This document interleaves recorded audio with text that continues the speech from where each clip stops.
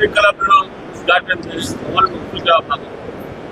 ખૂબ જ આજે આનંદની વાત છે કે રાધનપુરમાં આ એક સુંદર અદ્યતન રોટરી ભવનનું આયોજન થયું છે. એ બદલ હું રોટરીમાં જેટલા સભ્યો છે ડૉક્ટરોએ ખરેખર આ જહેમત ઉઠાવીને એક સુંદર એ ભવનનું નિર્માણ કર્યું છે. એ બદલ ખૂબ એમને શુભકામના આપું છું, કારણ કે આ કોઈ બી માણસના ઉપયોગી માટે આ સુંદર ભવનનું આયોજન થયું છે.